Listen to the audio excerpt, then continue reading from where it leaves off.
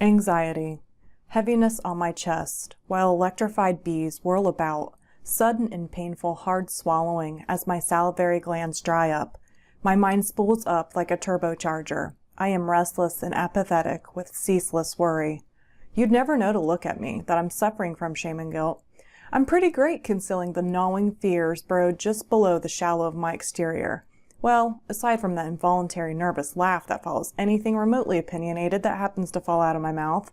Some of my most beloved humans aren't so lucky. They are at the mercy of full-blown, five-alarm panic attacks, screaming, horror on their face and terror in their eyes, an uncontrollable urge to move, to physically run away from the thought, rapid shallow breathing, sweaty palms, sweaty lips, sweat everywhere. This is an outward expression of the pure hell we feel on the inside. Thank goodness Mother Nature hardwired our acute fight or flight response to last no more than 20 minutes. Everyone worries. Death, sickness, loss. Not everyone struggles with pathological anxiety.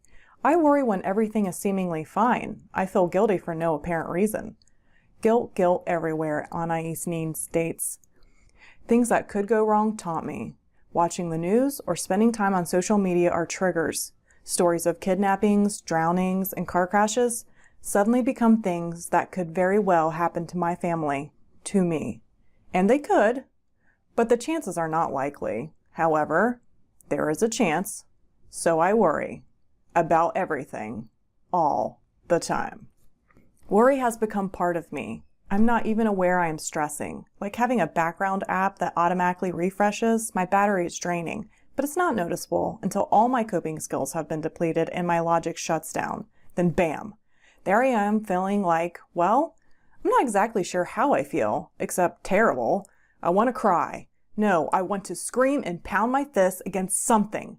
Never mind, neither helps, and expressing the crazy inside my head would only cause me further embarrassment. How can I make these horrible feelings go away? I've read endless articles on meditation, exercise, eating, sleeping well, and other important self-care strategies. While these do help to extend the life of my coping skills under stress, they cannot get me out of the spiraling once it has commenced. There's only one thing I can do. Wait. Endure. This too shall pass. And it does, eventually. The fight or flight reaction will subside, and the raging hormones will begin to settle back into normal baselines. My jaw unclenches to my teeth's great relief, my shoulders recede from my neck, and my pinched lips relax. For people without pathological anxiety, this takes no more than an hour. However, for people like me, it can take half a day. I replay the events over and over again, cringing as I take a shower, wash the dishes, or drive to work. Every moment I could have done better or avoided embarrassment dissected, haunting me for weeks, maybe months to come. Now well into my 30s, mortifying events from my teenage years still haphazardly plague me. The constant state of worry, the cortisol and adrenaline jolts are exhausting. My most successful strategy for dealing with stress is to avoid it whenever possible. I avoid people and places that I know will trigger anxiety.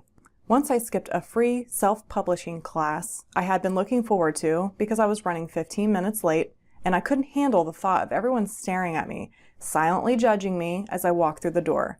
The embarrassment of being late was more than I could reasonably bear. Obviously, I can't hide from the world.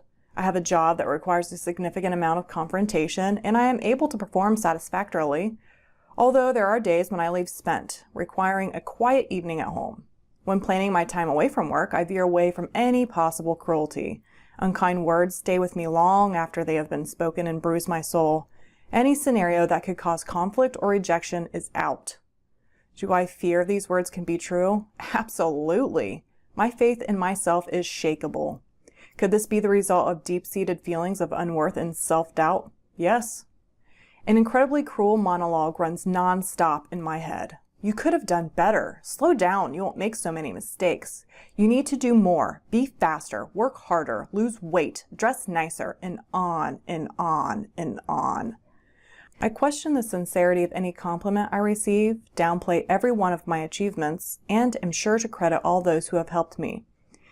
It's as though I'm unwilling to accept recognition of the acceptance and approval I worked so hard to receive. Sharing what I love or enjoy with others is also an insurmountable challenge. If the reaction to my passion is negative, then I am suddenly no longer as passionate. Fading, numb, empty. Eventually, I avoid the very thing that has brought me joy simply because of someone else's reaction. I begin to doubt myself, my enjoyment, because surely this other person must be right and I must be wrong. This is why I don't share my feelings or hobbies freely with others. Even my best friend, who I am lucky enough to have married, must work hard to get me to open up. It's self-defense, self-preservation. This extreme sensitivity of mine goes well beyond the external reactions of others. I can sense the feelings of those around me. Like a sponge, I soak them up.